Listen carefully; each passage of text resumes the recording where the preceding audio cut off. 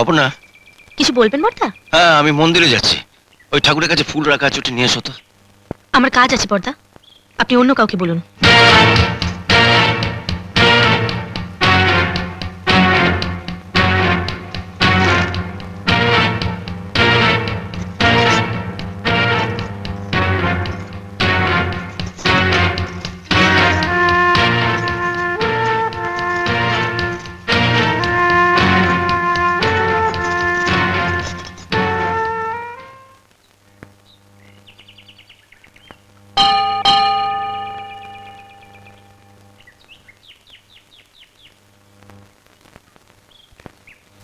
আরে এসো এসো বর্তনাথ, আরে কি মনে করে? খুশির খবর আছে। আচ্ছা, ছেলেপক্ষ খবর পাঠিয়েছে, মেয়ে পছন্দ করেছে ওরা।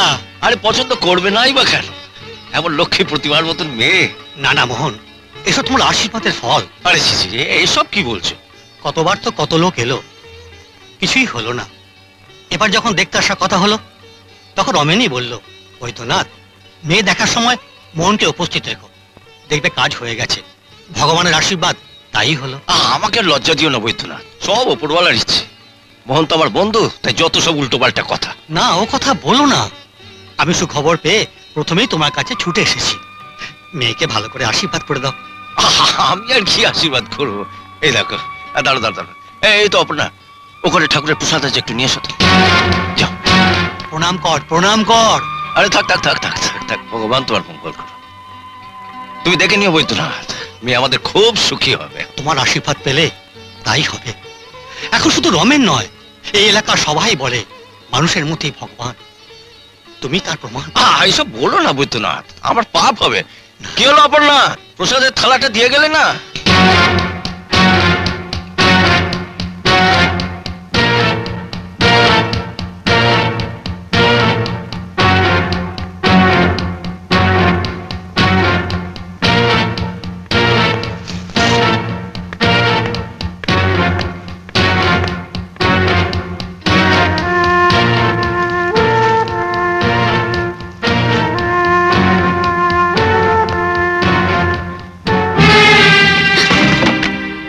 বড়দা তোমার কাছ থেকে ঠাকুরের প্রসাদটা চেয়েছিলেন, জবাব দিচ্ছ না কেন? চেয়েছিলেন। আর তুমি এখানে বসে বসে ডাল বাচ্ছিলে? এটা কি এমন জরুরি কাজ যে তুমি বড়দাকে ঠাকুরের প্রসাদটা দিয়ে আসতে পারলে না? আসলে আমি নিয়ে যেতে চাইনি। চাওনি কেন? ছোটবেলা থেকেই শুনে আসছি আমি অপয়া, তাই তাই কেউ কোনো শুভ কাজে বেরোবার সময় আমাকে সামনে আসতে দিত না। আর এখানে এখানে বর্দা কোনো শুভ কাজে বেরোবার সময় যখনই আমাকে কিছু দিতে বলেছেন, আমি সাহস পাইনি। মনে হচ্ছে বর্দার যদি কোনো অমঙ্গল হয়। আজও আশীর্বাদের জন্য যখন মায়ের প্রসাদ চাইলেন, তখন আমার ভয় হলো। মনে হলো আমার হাতে করে দেওয়া প্রসাদে ওনার যদি কোনো শুভ কাজ পণ্ড হয়ে যায়। তাই তাই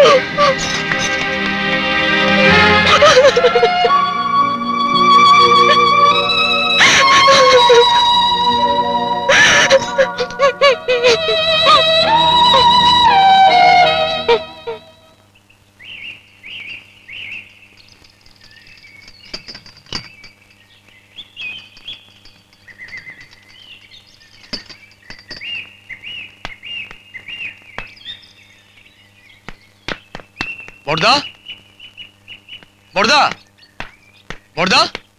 কিরে, এভাবে চেঁচাচ্ছিস কেন? হ্যাঁ, ব্যাপারটা কি? ব্যাপারটা কি? আমার চাকরিটা হয়ে গেছে বড়দা। এই দেখো। বলিস কি রে?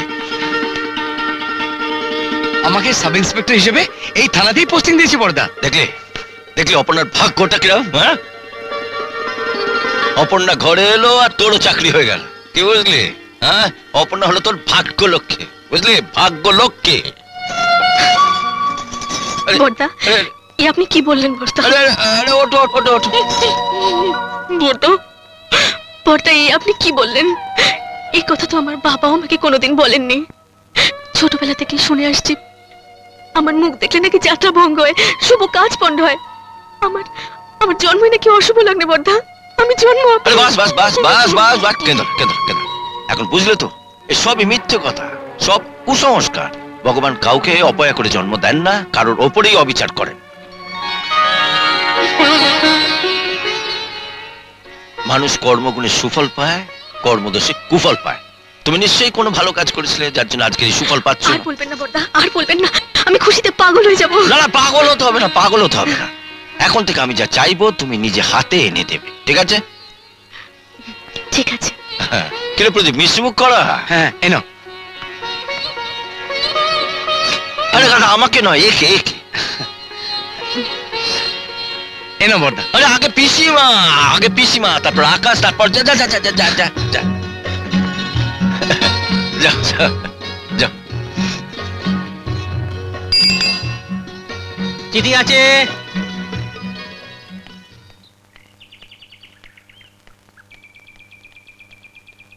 এই নিন। ঠিক আছে, হ্যাঁ। হা করো পিসি, হা করো। পিসিমা, পিসিমা, আজ দেখছি ভগবান নিজে আমার ঘরে নেমে এসছে। আজকে আমার খুশিরই খবর। চিঠি চিঠি চিঠি, সাগরের চিঠি। হ্যাঁ, সাগর আমাদের এখানে হেলথ ডিপার্টমেন্টে পোস্টিং পেয়েছে। নাকি? ঠাকুর ঠাকুর মিষ্টি খাওয়া, মিষ্টি খাওয়া, মিষ্টি খাওয়া। আমি বলি কি, আকাশের যদি এরকম একটা চাকরির চিঠি আসে, হবে পিসিমা, হবে মিষ্টি। এই যে আমার আর কি হবে বর্দা, আমি তো লেখাপড়াই জানি না। আরে তাতে কি হয়েছে, ব্যবসা করবি। ছোট করে শুরু করে পরে মস্ত বড় ব্যবসা হয়েছে, এরকম অনেক লোক আছে। আর লেখাপড়া তুই কবিতার কাছে শিখবি, এতে ভাবার কি আছে? যাকে এবার ভাব কি ব্যবসা শুরু করা যায় যেখানে আমরা সবাই কাজে লাগতে পারি। কাল থেকে কিন্তু শুরু করতে হবে।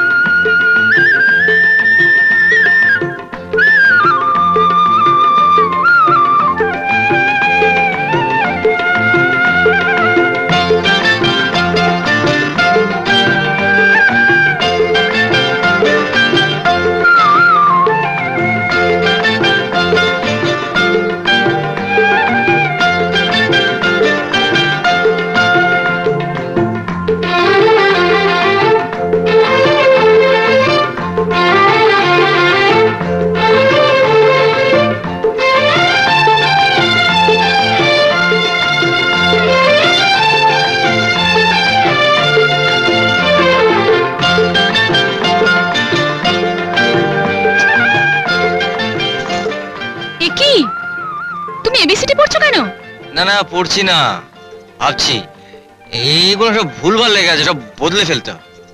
কোনগুলো? হ্যাঁ, এই যে ধরো এখানে লেখা আছে যে এ ফর অ্যাপেল, কিন্তু আমার জন্য তো এ ফর আচার হবে।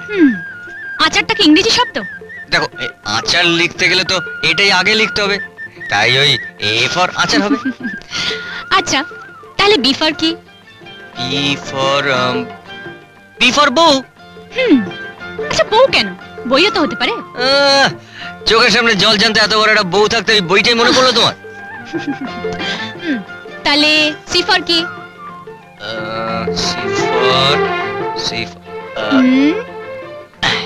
সি ফর চুমু। এই না,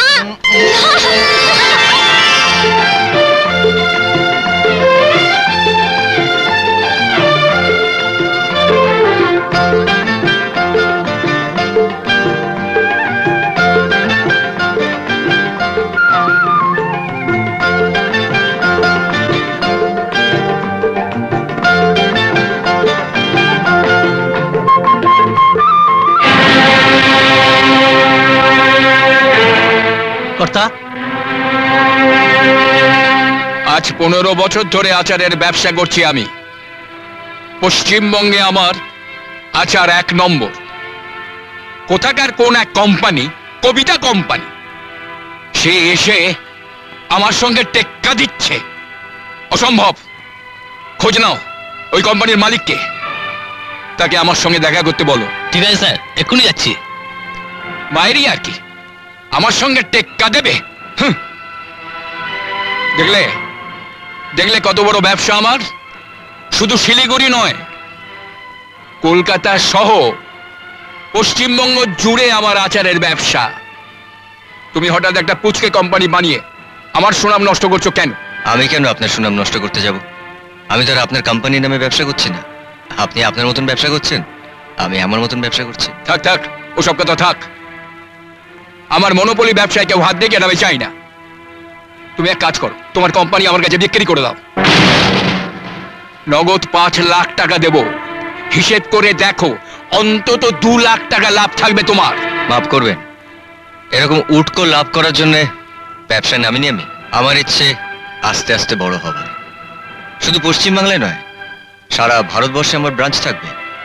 কবিতা আচার কোম্পানির নাম ভারতবর্ষের সবার মুখে মুখে ঘুরবে। চলো।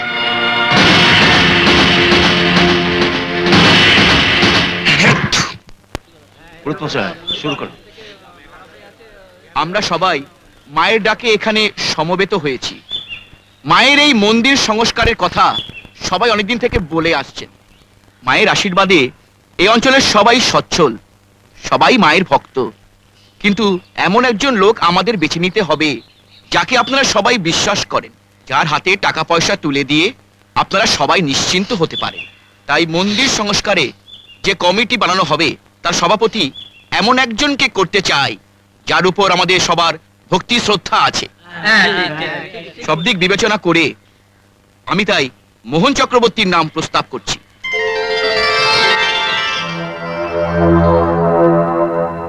না না, আমাকে কেন? আপনি বড় অন্য কাউকে।